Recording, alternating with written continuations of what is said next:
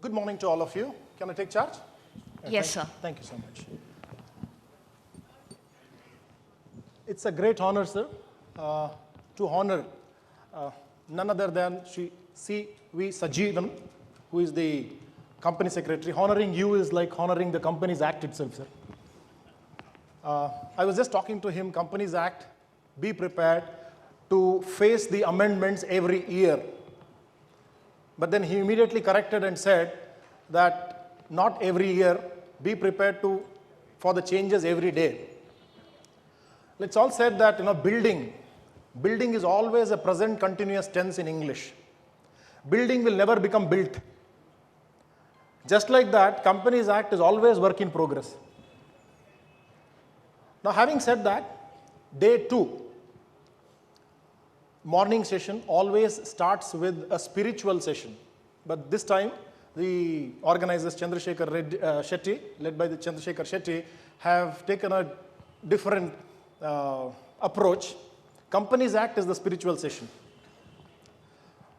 For that, I thought, let's analyze one issue. What is the biggest difference between time and money? What is the biggest difference between time and money? You can think about it. I don't have time to ask in between. But then a very good message came out. The biggest difference between time and money is you always know how much money you have in your pocket. You don't know how much time is left with you. But having said that, maybe I will ask the organizers here, how much time do we have? It's showing that 89 minutes. That's perfect. Okay. At least 89 minutes time we have. Having said that, it's also, today's topic is, okay. So they have reduced it already. So you change this. What I thought is, the session's naming was done in consultation with me. That Companies Act compliance is a regulatory and practitioner's perspective. Regulatory and practitioner's perspective, or you may say regulatory and practitioner's perspective. Okay, and all the practitioners here. So that way, sir, you are a minority in that sense. Having said that, there may be different versions, but all of us have to absolutely meet at the same point. That's the congruence should definitely happen. So what I have brought out is 9 specific issues, which I will be posing one after the other. We have, of course, the Registrar of Companies himself, and then we have the Company Secretary who, all of us Chartered Accountants are also, for that matter, practicing company law, but Company Secretaries practice only company law. I think that is the difference between us and the Company Secretaries. So we have 2 stalwarts here. So I will start off with the Registrar of Companies. Sir, you must be doing a lot of technical scrutinies. We would like to know. We would not like to get any notice from you. We would not like to get any notice from you. Having said that, you have issued so many notices. So what we would like to know from you, sir, is what are the major non-compliances with respect to companies? I will come to auditors a bit later. What are the major non-compliances identified, sir, from your office with respect to companies, non-compliances, sir? So over to you, sir.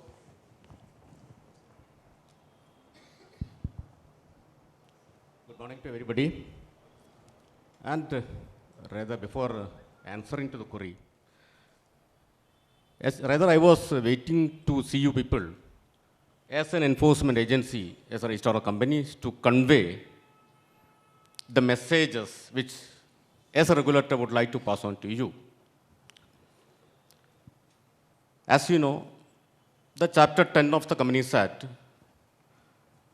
from section 139 to 147, it covers how the auditor will be appointed in the company, their duties and responsibilities, and 140 is rather a very important chapter, how your reporting should be there, and also consequential penalty if it is not being complied with it.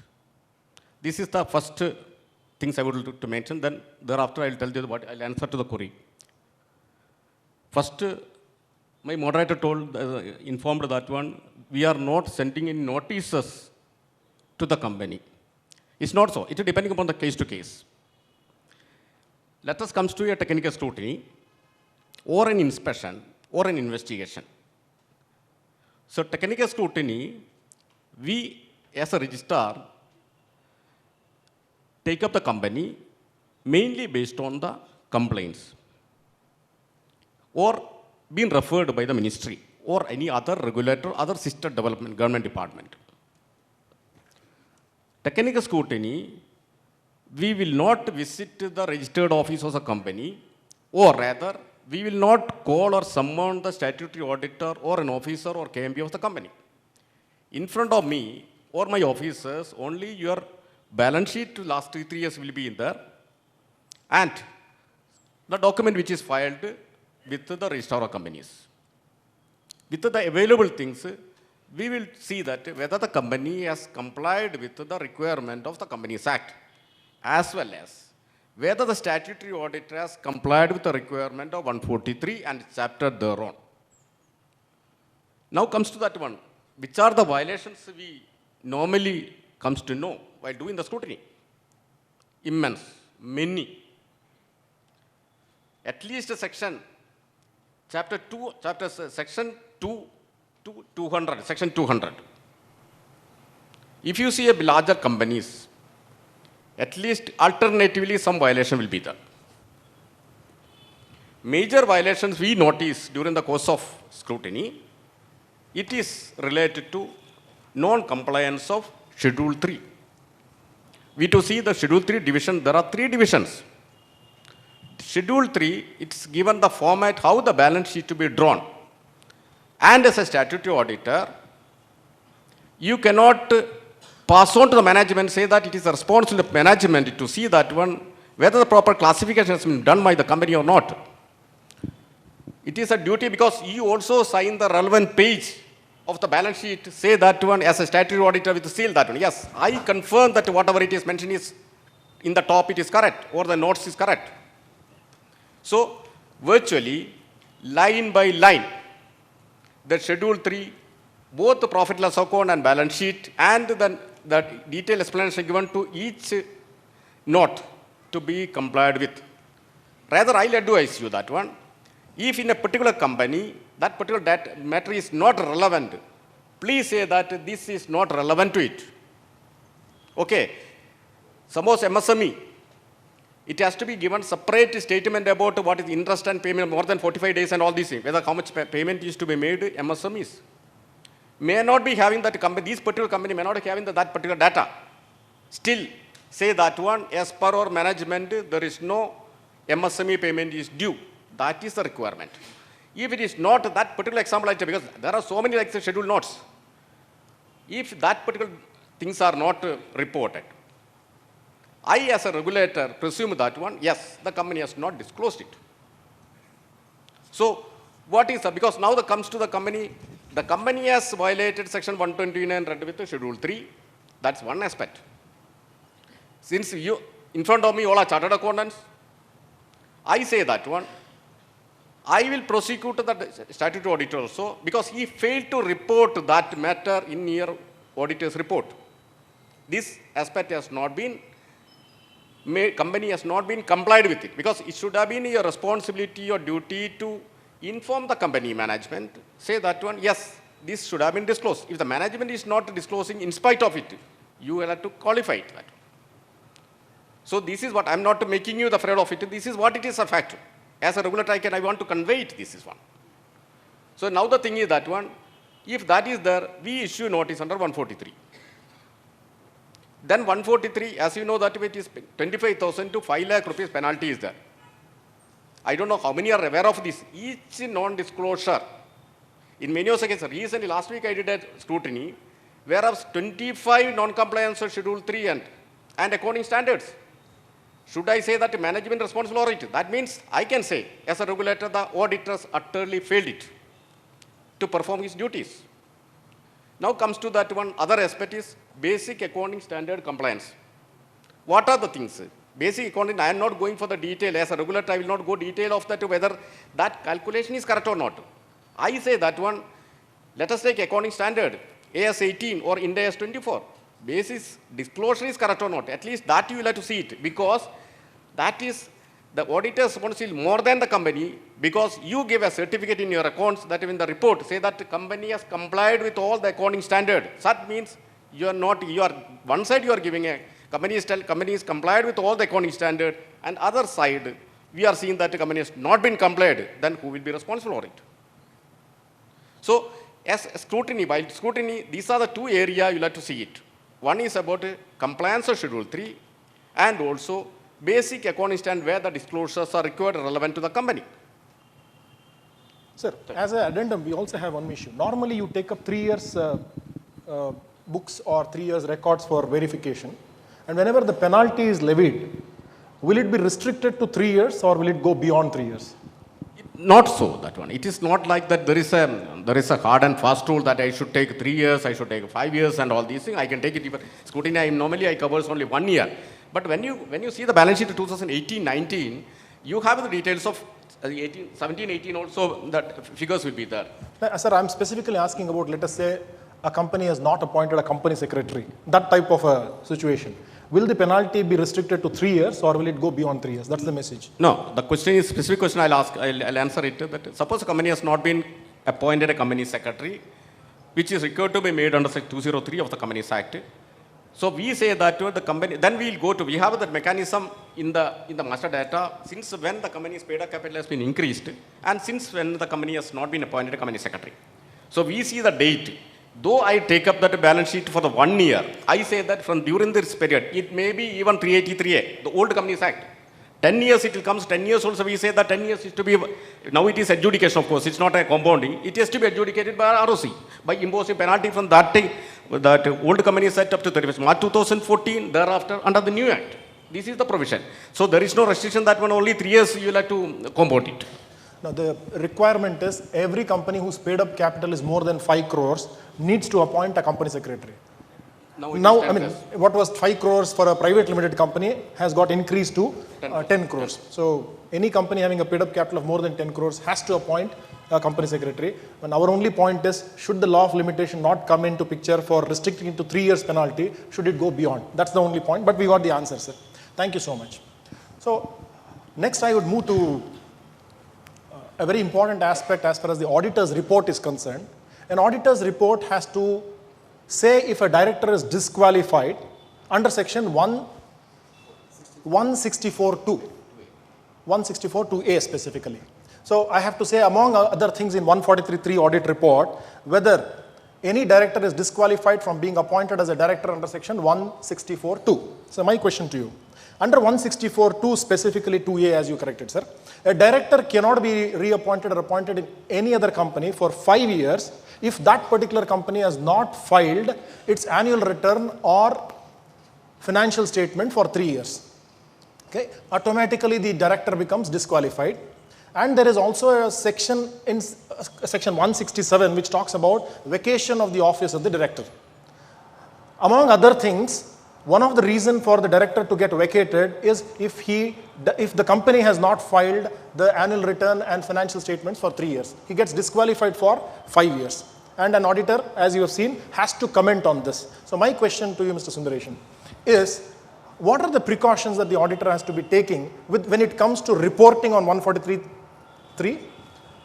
And the added question is, a lot of directors are getting disqualified by virtue of this. There is a question which always keeps coming, can the director, in spite of that, plead ignorance and be reinstated? These are the two specific questions I have. Happy morning to all of you, and thanks KCA for giving me this opportunity. Of course, before we move on to this real-time question, Guru, if you may permit, Sure. Why did you particularly pick that question, non-appointment of company secretary? You could have asked any number of questions. Yeah, I know. Why us? No. I'm just joking. I think by doing that, I have helped the company secretaries because they can be appointed. I mean, knowing Guru, I thought he would just point one more question at ROC and said, we are not getting company secretaries. You are picking a technical scrutiny saying that you are not appointed a company secretary, but from my or a chartered accountant point of view, we are not getting company secretaries, right? Everybody wants to practice. I mean, that's the scenario today. So under that circumstances, would your technical scrutiny become a little less harsh? You know, I mean, I'm just throwing up. I'm not picking any answers from ROC. But let me tell you, today is a beautiful moment. It's a fanboy moment for me. I have two people on the dais. Guru Raj Acharya, of course, I don't know whether he is Acharya first or Guru first, because I always tell he has a double qualification out there. And of course, Mr. Sajeevan, I started my practice and the first person to meet in the ROC was Mr. Sajeevan. The only thing in the last 18 years what has happened is I am still in practice. He has become a ROC and now he will become regional director also, but I will only be doing practice. Congratulations, sir. Now coming to 164, which is a moot question, and let me play it out in two parts. One is for the chartered accountants on the reporting part. And the second one is from a director point of view. I mean, you know, we cannot only analyze from a pure chartered accountant reporting point of it. So, what is the current? And in fact, you can refer to page number 200 in your souvenir. I mean, I have written an article, so I'm not getting into too much of details on that. Now, current situation. I have just said the paragraph says current situation, no hope. And once this amendment comes, which has already got the first nod, I have said ray of hope. Now, there are two things. One, current situation, if a director gets disqualified, then what all can go wrong, which is becoming a very dangerous situation, which is the freezing of the DSC happens. Point number two, which happens arising out of that is vacation of office, automatic vacation of office in all the other companies, compliant companies. And number three is this person cannot be appointed for a period of 5 years. Current situation. Let me just analyze. Now, from a chartered accountant perspective, we all go for the audit around between March to September, whenever you are called for. Now, what is our responsibility? No, responsibility of ours was to have done an MCA check or a DIN check on the director. Now, I don't know how many of us do it, but we can't suddenly shun away because there are only 2 lines in your entire audit report, the first 2 pages where you mention about this 164, and the responsibility has been cast on the auditor to assess whether the disqualification of a director has been done or not.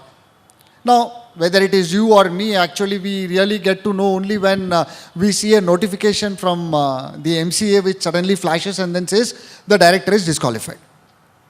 So, to answer from a chartered accountant point of view on this 164, the disclosure part of it, if my understanding of your question is right, now... My only question is, most of the chartered accountants write based on the director's declaration. Yeah. We state that the director is not disqualified. That is the message I wanted you to address. Is the director's declaration sufficient, or should he do his independent due diligence? Okay. That's the message I wanted you to ask. Yeah. So that's what I was coming to. MBP1 is the form in which these people actually give the declaration. Now, MBP1 is issued on March 31st of every year, and you receive that MBP1, keep it in your file. Now, can I take it as a backup? As far as the chartered accountant is concerned, I still go ahead and sign off my auditor's report saying that based on the representation received, I declare, or I write that the director is not None of the directors are disqualified. According to me, yeah, it's a safe bet. Because you have a document backing which is in the form of MBP1. So the onus, now going back to my previous one, the onus of determining whether you are disqualified or not is the directors and not the auditors. I mean, I have been advocating this cause that, whenever something goes wrong, why come after a chartered accountant? We are not the scapegoats or whatever, for anything. And leave alone this small issue of 164, which you have mentioned in the in the auditor's report. I don't think a regulator can come after us, provided we are able to show the backup in the form of MBP1. So, to summarize, the onus of disqualification is the directors and not the auditors. So when Here, if I may interrupt, I would only say if the onus is on the directors, then the director's report should have asked this particular question. Since they have asked this question to the auditors, I feel that just taking a declaration from the directors is not sufficient. One has to do an independent due diligence. Today, of course, going into the the website of the MCA, you can always know whether a director is disqualified. I would say that you should do an independent due diligence. You should definitely look into the MBP1, the director's records, and whether the company has filed. And finally, in spite of doing all that, I think the final backup is the director's declaration. Sir, your views.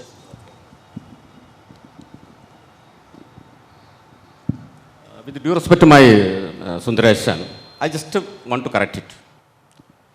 Whether you see the auditor's report, the main report, or CARA report, the question start whether, in all the words is whether the company has maintained fixed registration, whether the company has given the loans to the directors, is all. And this question also, whether the company, directors or company have been disqualified under section 164, 2A or 2B, whatever it is there. 2A is for non-filing of continuous period of 3 years balance sheet or not. Now, since the question is, when the wording starts with whether, so who is responsible to point out correctly? It is not the management. It is, that's the problem lies with the companies, the chartered accountant by reporting. You cannot, because we the shareholders are appointed an auditor, not to please the management. It is to report correctly to the stakeholders, including enforcement authority, the banks and everybody. So when the question starts with whether the company, the director, any of the directors disqualified, he has to independently verify. You cannot, in all the cases, you cannot, as per the management, why the auditor is required in the company. Management and directors can give it a certificate, yes, I have not been disqualified. So it has to be keen. Where the document will get it? Yes, Sundaresan rightly said. You can go to the master data, DIN details, where it is, maybe, suppose I qualified, disqualified. I almost disqualified 25,000, I'm sorry to say that, 25,000 directors of the Karnataka. Okay, so if it is required, then you go to visit our website, see that DIN status. If it is disqualified, show that clearly, yes, 1/11/2018 to 23, he is disqualified. That itself is sufficient for an auditor. Sir. I have a small point. Okay. Now, what are you actually, I mean, this is not personal, this is, I'm just, so what are we trying to do? I mean, when you say auditors have to get into details, now suppose a director is on board of 20 companies, now other than the audit of this company, you mean to say they have to do audit for the other 20 companies also? Because 164(2)(b), it is only 1 year, which means the auditor has to really go and audit the other companies to get to know whether that company has defaulted in a interest or a fixed deposit. So, I mean, are you not expanding the scope of, the reporting? No, I'm not telling that way. I'm telling that, okay, you cannot ask the director, of course you can get a certificate from the directors about which are the companies. Suppose a company is, that particular person is a director in 20 companies, at least it is allowed, 20 companies. He can ask any of the directors. In addition to that, this is the best way he has to make sure that, one, yes, I verified it and this has not been wrongly disclosed. The director has not given the wrong certificate about the disqualification. Sir, that's what I want to say. I agree with the ROC for the point that if he is a director in 20 companies, I would say he has to look into all those things. The point I am saying is, if you are taking a declaration alone as the basis, and if the director has wrongly given, because a chore will always say, I am not a chore. I mean, in that sense. Yeah. So we always say that a declaration is the end point and not the only point.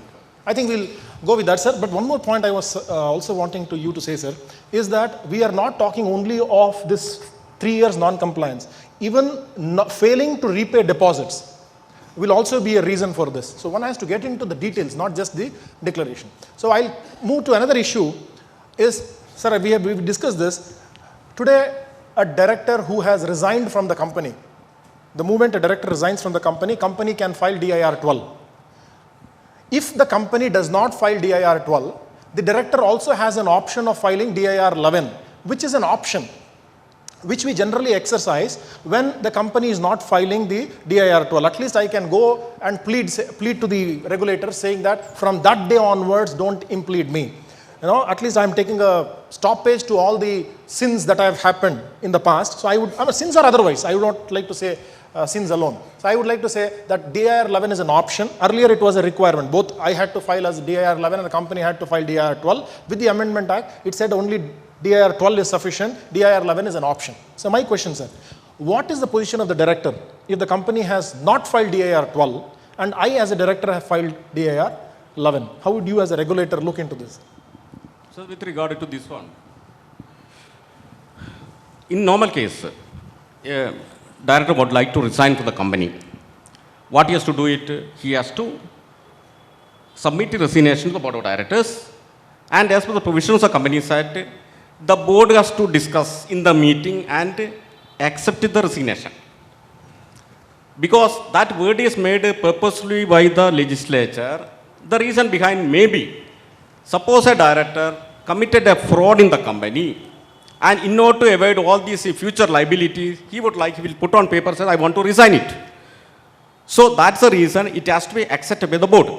Now in this case, the question is, it is related to it, though it is, the director has submitted his resignation, but board is not accepting it, or board is not accepted it, but they not filing DIR 12.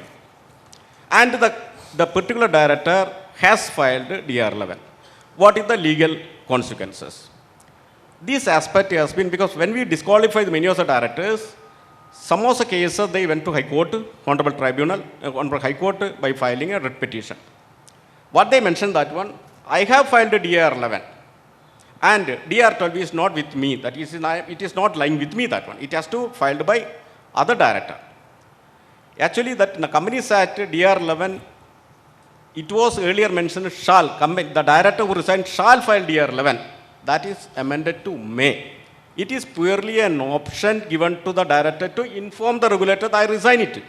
But unless until DIR 12 is filed, or 32, earlier Form 32 is filed, the same director will continue, as per now, the same director continues to be the liable till his 32, the DIR 12 is filed with ROC and taken on record. This is a stand. Sure. And it has been accepted well by the Honorable the High Court also, while passing an order of disqualification of under Section 162A recently by the Honorable High Court of Karnataka. So even in the master website, when we open, the director who has filed DIR 11 will still be shown as director. No. I have a completely different viewpoint. This is Jet Airways case. The directors, the last 4 directors who were left behind to escape, so to say. Now what happened is there were 2 technocrats out, or bureaucrats out there, and you know how they went out? They straight away went and filed a DIR 11. Now even today when I am going and doing my research, it very clearly says, I cannot file DIR 12. Now that is a glitch inside the system, or I don't know, it's a software related glitch. But to come to your point that if you have not filed DIR 12, that is not complete. Now please understand, if I preempt and go ahead and file a DIR 11, then the system doesn't allow me to go ahead and take DIR 12, which means I am stuck. It's like a lifetime achievement award for the director, right? I mean, it's stuck in the system for life. No, I didn't get They're you. not able to get out. No, I didn't get you. Does it mean that suppose the director, company is having 3 directors, Yeah. and all the 3 directors resigned, Yeah. and all 3 filed DIR 11 filed. Exactly. Cannot file it because the reason is, I'll tell you, the reason is that one DIR 12 to be filed by other existing director, not a self. In that case, what will do? The reason is that again, there are some spokes in each and every way to safeguard interest. Suppose if the case that one, if I resigned and I committed a fraud in the company, I filed DIR 11, I filed DIR 12, and I cannot come with a smile and all these things. It cannot be. So it has to be filed by separate director. That is not the new under the old act, new act. Even old act also 32 cannot be filed by the same director. Okay. This is there are some issues related to DIR 12, DIR 11. Okay. Yeah. When if DIR 12 is not a base of it, why it is to be filed that? Okay. That question will be attended by the ministry subsequently. But as of now, this is a stand. Yeah. So Guru, there are 3 checks and balances if you really look at it. One is the master data of a company. Number 2 is that is where you get the view signatory.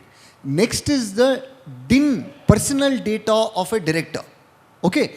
Now, if you really look at it very closely in this case which I am discussing, both these cases, they have still not gone out. They are continuing. Whereas at a personal front, when I filed a DR11, I go around chest thumping saying that I have come out of this company, you can't do it. I mean, I'm just giving you a Maybe, very sir, practical may- scenario, may- sir. no. I mean, What I would conclude on this point is that the directors who have filed DIR 11 need not rest completely.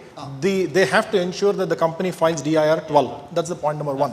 Point number two is, in case of the matter going to the court, definitely the person who has filed DIR 11 can, and the company is not in a position to file DIR 12, maybe it could come to his rescue. Suppose if the very serious cases and all these, there is an avenue that one you can approach a tribunal, National Community Law Tribunal, you can say that he's not been filing that way. You can make it that I way. think that's, yes, sir.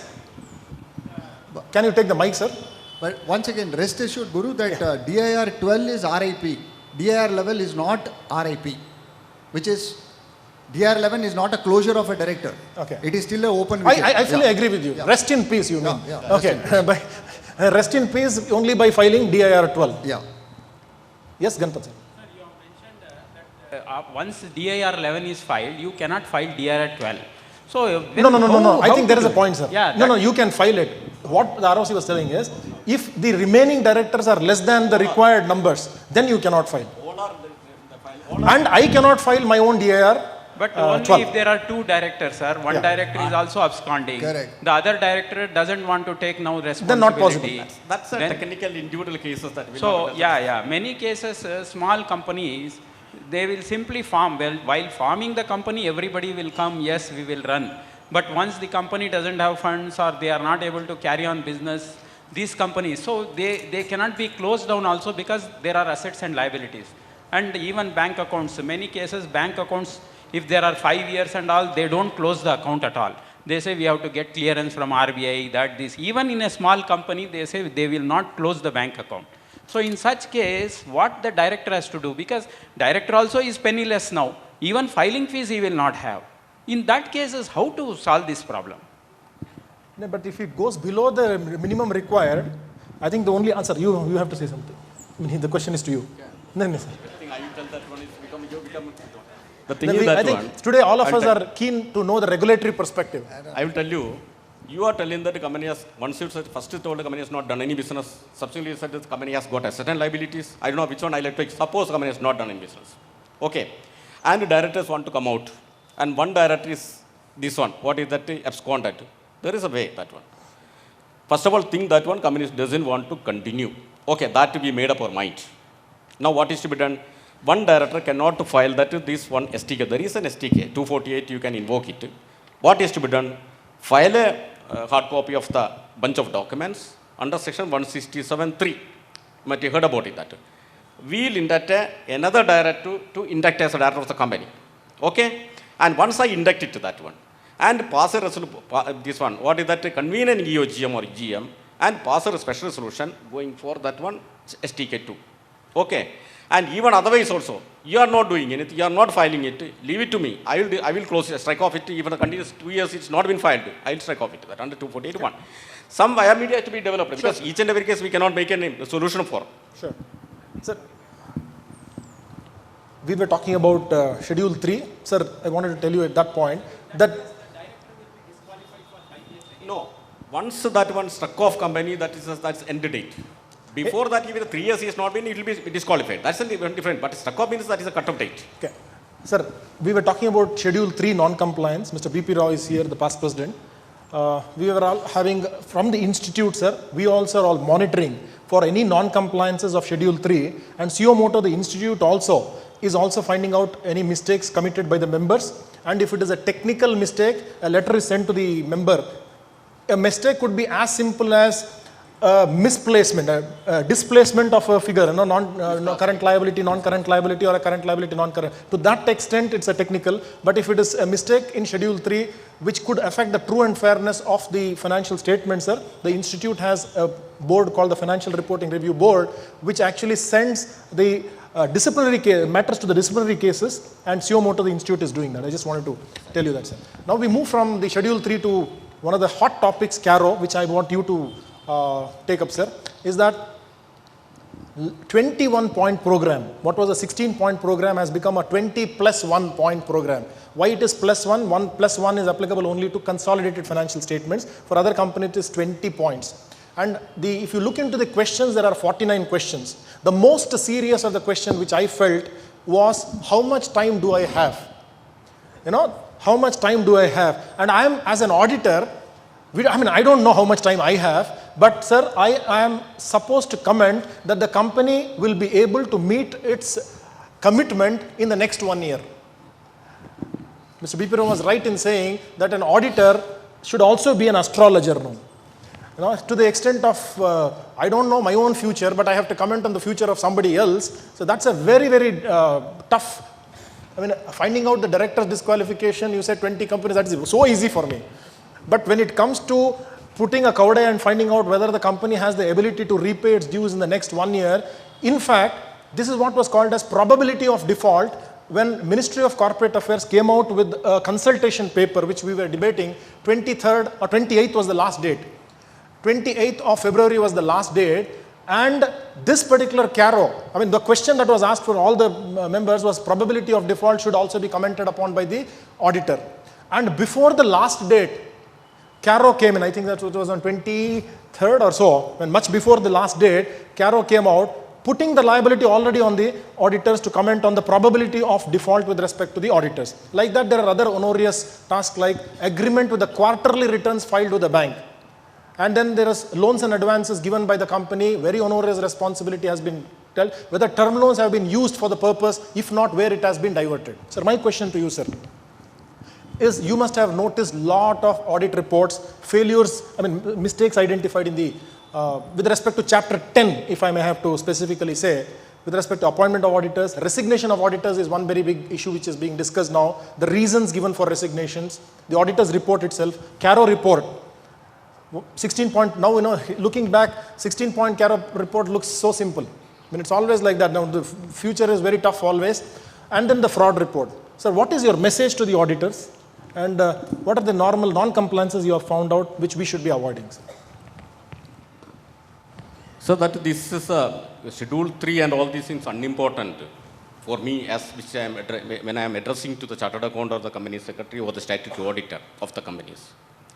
I am more concerned about how the statutory auditor report and submit a report.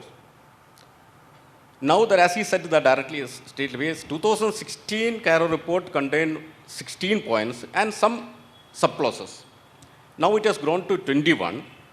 And if you see the subclause and around 49 to 50 clauses, you will have to answer properly whether, again I am starting that whether, then the question comes whether it is onus on you to say that yes or no. And if you see the notification, the last paragraph of that recently CARO 2020, you say that one, the auditor has to confirm that one, qualify or give an adverse remarks about each and every point if it is there correctly. You cannot keep it in halfway. The first clause of that CARO, even now also, that current as well as earlier also, 2020 also, what is that? Whether the company has maintained any fixed asset register. Now it is fixed asset has gone to the property, machinery and equipment. Plant and equipment. Plant and equipment, MP. Okay. So, many of the reports which I see or so, it says the company has not maintained the register. But what message you want to convey to the members? Okay. And since it is only halfway comment, the board of directors is supposed to be qualified on that. He says that it is not a qualification, he has not made a qualification as such. Okay. Now, these all additional 7 or plus that one, the points have been inserted in CARO based on the experience faced by India for the last 6 months. Take up the one whistleblower. Every whistleblower complaint to be reported to the auditor as per the new now Act, CARO. So, as a statutory auditor, you will have to ask immediately in writing that please give me a list of whistleblower complaint received by you. Okay. And in addition to that, that result of the whistleblower complaint to be reported in the CARO report. That is one requirement. So now if you see that one, secondly, about Nidhi company.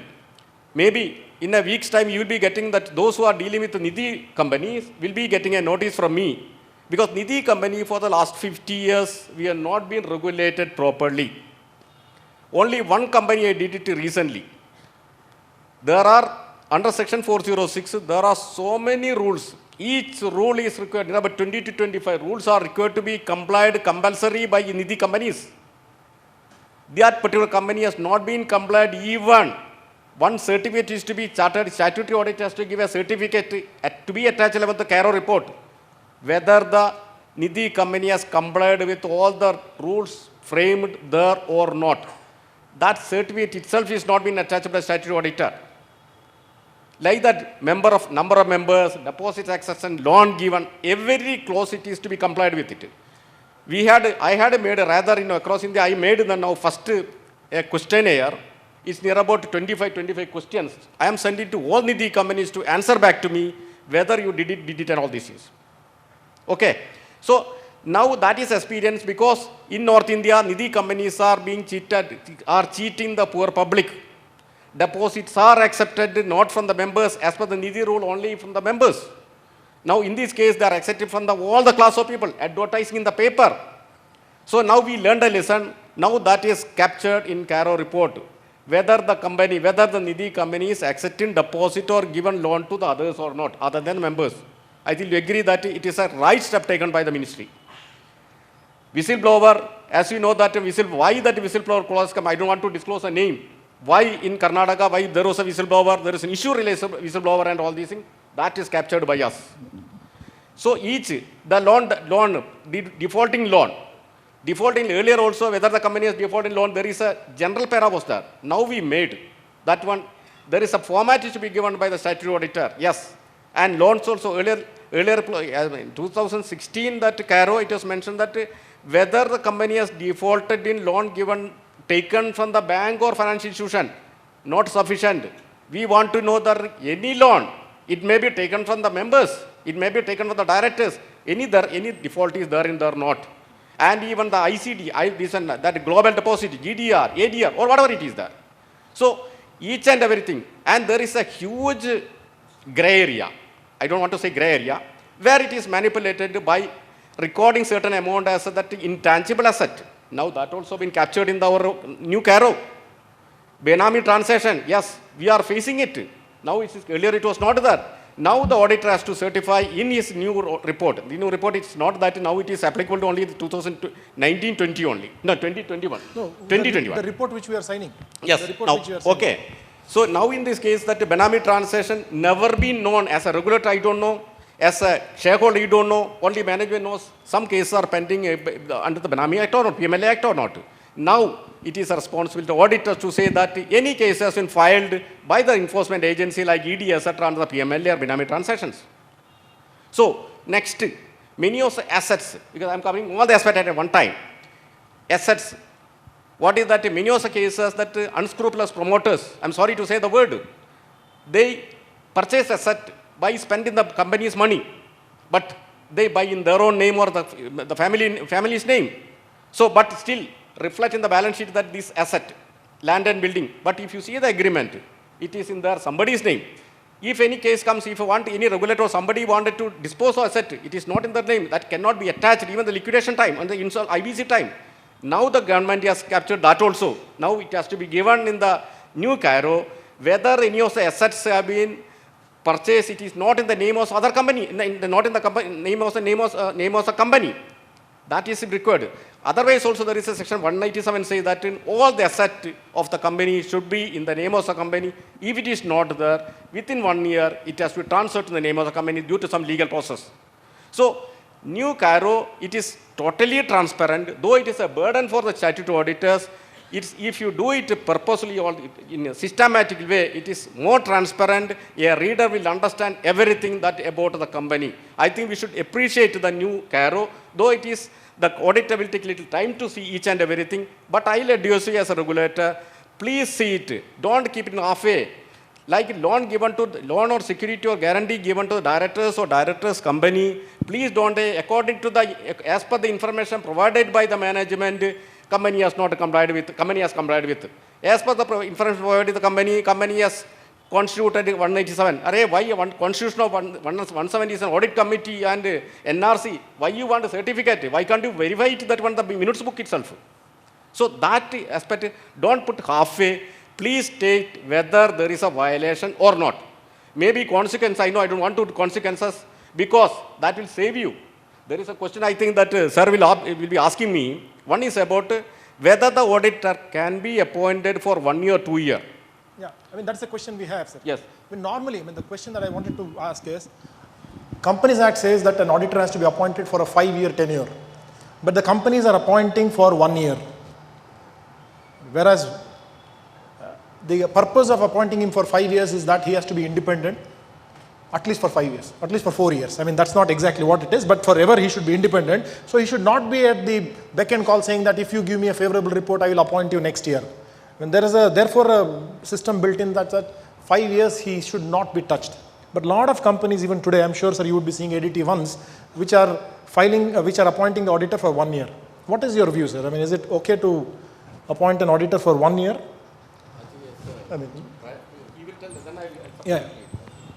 What is your opinion, sir? No opinion. I only give legal opinion. So it's 5 years. So there is no massaging.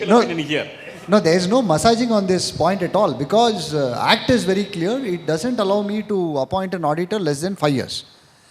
But companies appoint them for 1 year, 2 years. So coming back to you now, your technical scrutiny throws up something like that. Would you be prosecuting? Yes. We are aware of it because under 227 of the Companies 1956, every year the shareholders in the AGM want new auditors to be appointed. The ministry or the parliament understood the problem in that. As he rightly said that one, if you give a clean sheet, in spite of there are so many issues in the company, you are eligible to be reappointed in the company next year. If you point out some violation which is not liked by the management, then you will be removed. Next year he will appoint that one. It is free hand was given to the management or promoters of the company. Now 139 has come. The auditor cannot be appointed less than 5 years unless, suppose there are some exemption for it. He is already being director, that auditor of a company for 3 years in the earlier, and now only 2 years left, or a partnership, or the firm it is 10 years.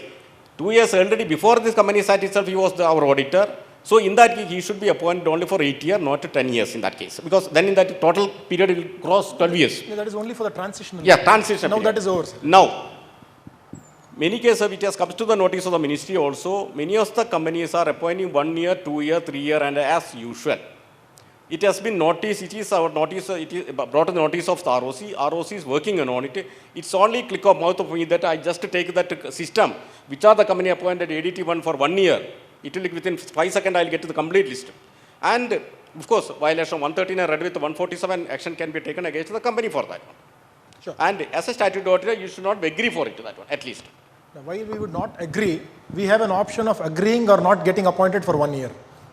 I mean, that's the point. I'm saying, sir, there are two issues, sir.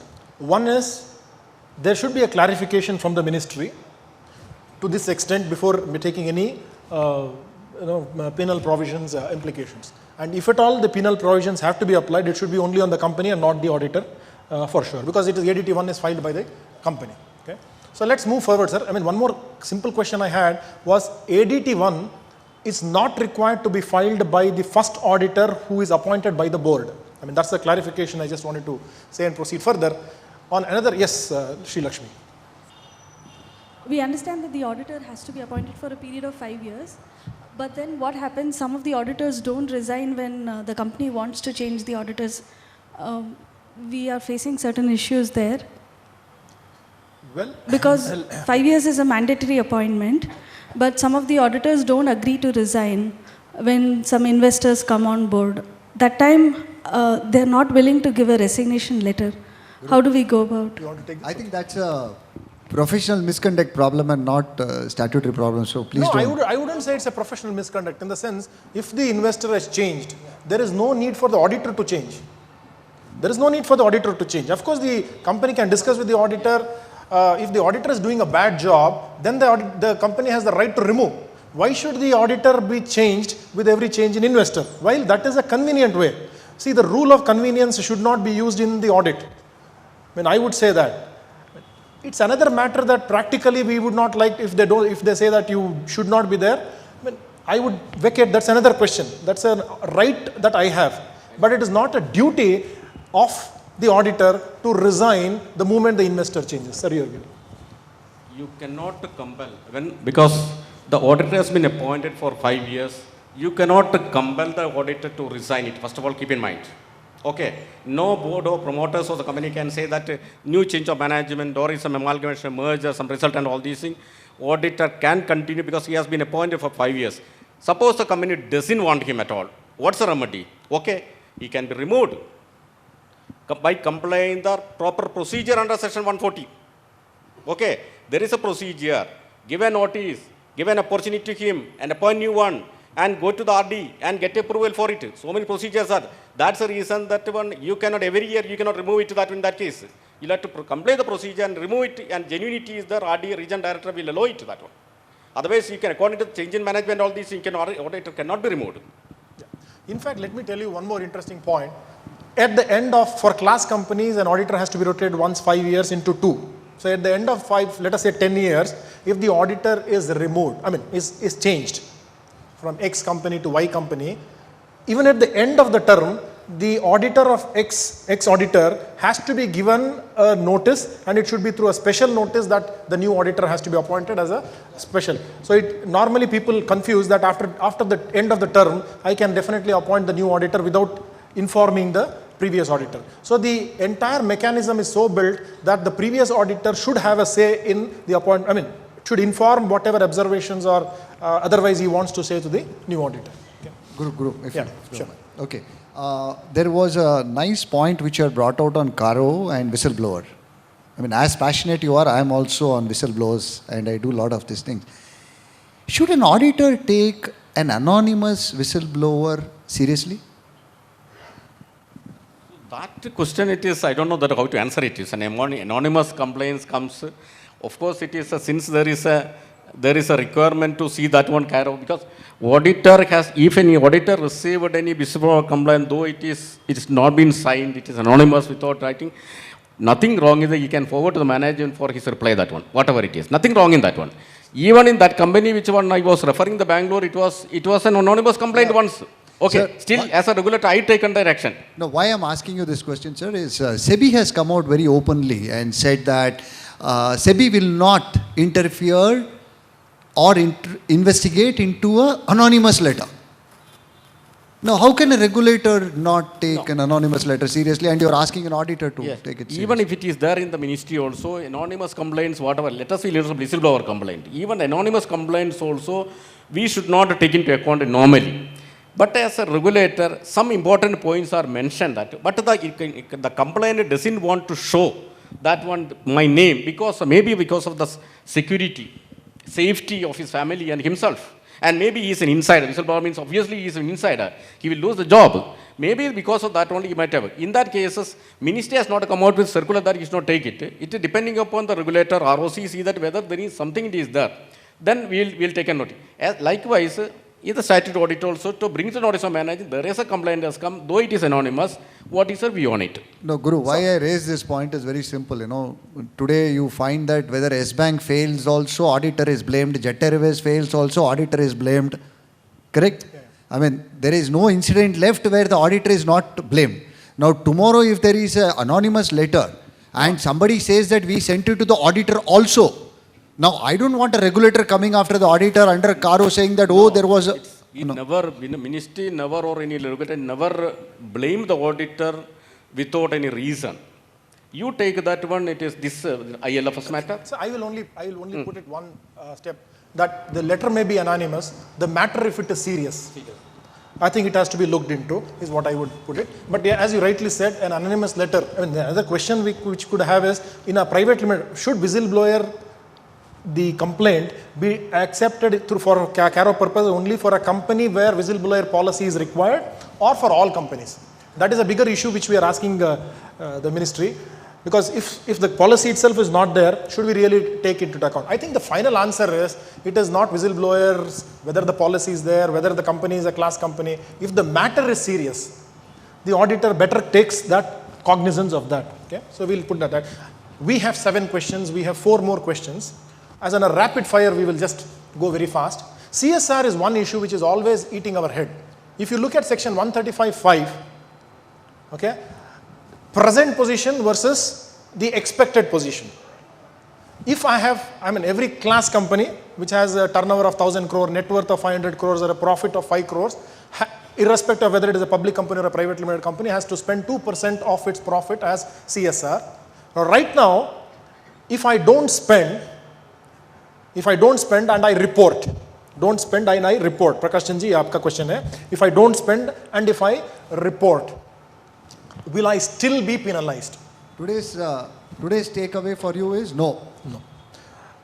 But What tomorrow, is proposed?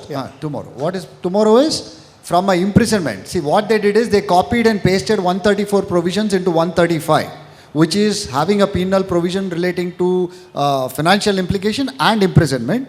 Now, the first step is they have knocked off the imprisonment. Next is, I don't know whether they will dilute the overall penalty provision also.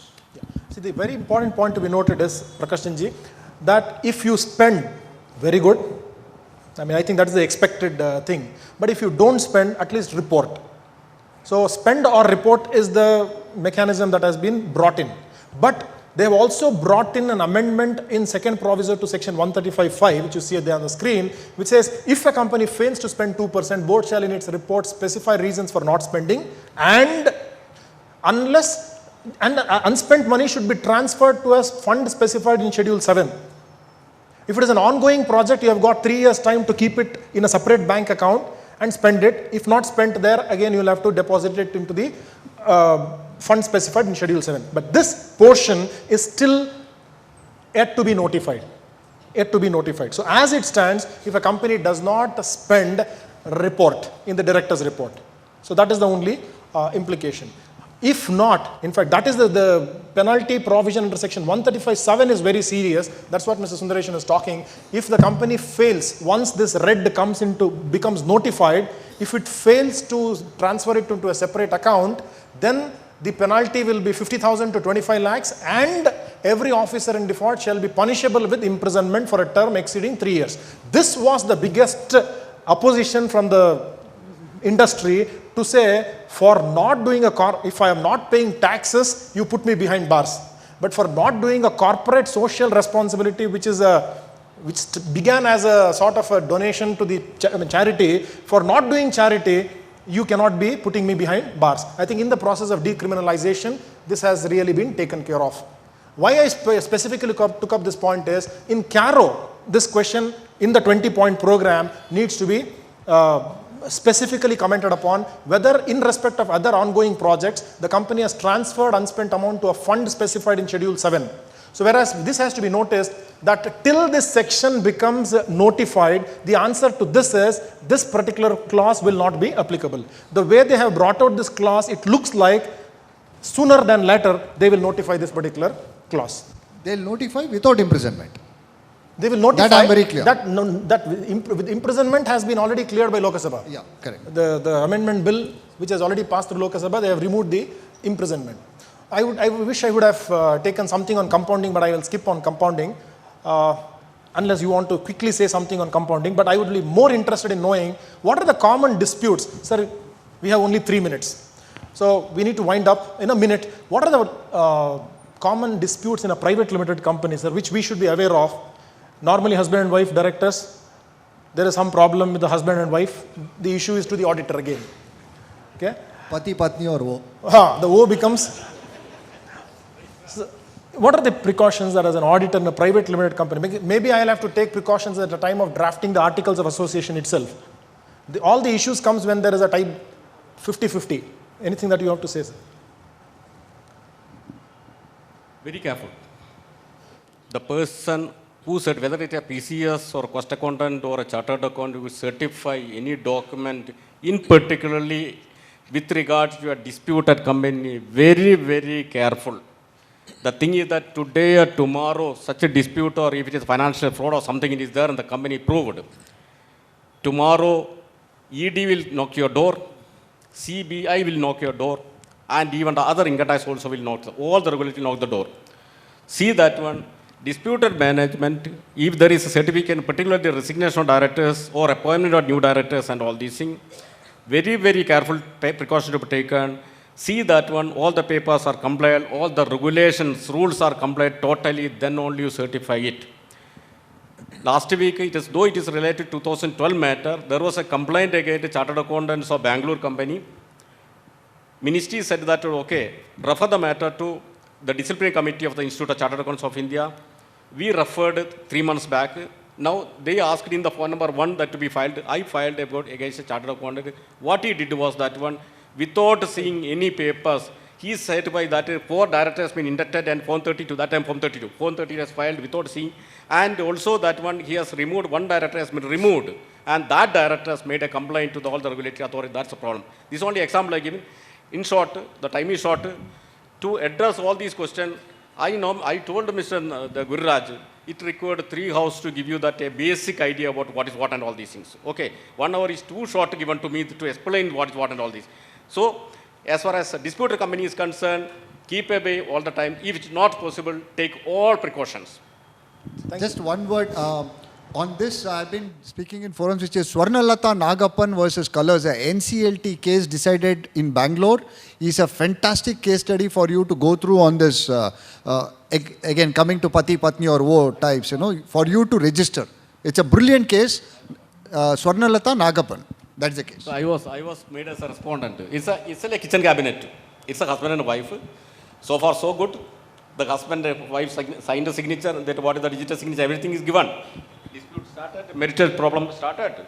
And that one, what is that, the wife, now I can't say wife, that one. Okay, that lady made a complaint to the ministry. First, I say that, no, it is a marital dispute, I will not be able to go to NCLT. They filed an NCLT application 240-41.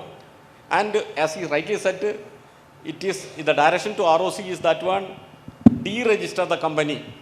It's not that way. It is not the dispute. Dispute settled or whatever, it is not that. The company has been formed by forging the din of that the lady. So, without giving any, that means the director, that male director has given the document fraudulently to the company and incorporate. There is a provision in the Companies Act, the ROC can strike off the company, return to the ministry, and I think it is already made it struck off, removed from the list, registered. So my only point to say why we called you here is because the gathering is large, okay, and more so the interested people will be there. So that's why we called you for the conference. We'll definitely call you once more at the branch level to address the members in detail. But one point to be noticed by all the chartered accountants here is not to take, you are not the auditor of the director. You are not the auditor of the promoter, you are auditor of the company. That's the first point. Second point, don't take anything lightly. In the sense, if one director has signed, I will sign my balance sheet. Unless both the directors have signed, it has gone through the board of directors meeting, only then you sign the balance sheet. There's no way that you can take one side. Don't use the DSC of one director without his permission. So these are the points that, of course, you will say in detail when we meet, sir. Strike off of company. I mean, we have been given time to strike off. Just wanted to say that, he's already mentioned that strike off of companies, the implication. I just wanted to know the implication on the creditors. Because if the company is struck off, what happens to the creditors? I think the answer there is, the creditors have, if the company has voluntarily wound up, especially because when you wind up, there are 2 ways in which the strike off can happen, where the company voluntarily winds up, and the other case is when the ROC office sends a STK2 and winds up. But when the company is voluntarily winding up, I'm sure the precautions are taken on behalf of the creditors. So that's one thing I wanted to say. Condonation is another thing I would have loved to speak. SBO. In a minute, can you tell what is the need and... Religare is the need. Huh? Religare. What more you want? Today that case has come out only because of SBO related issues. The significant beneficial ownership. The government wants to know who the individual owner of that particular company is. It has to go, who's the shareholder of this particular company? Another company. Who is the shareholder of that company? One partnership firm. Who are the partners in that particular partnership firm and a trust? So there was so many layering of the ownership that one could not really get into the individual LP Yadav.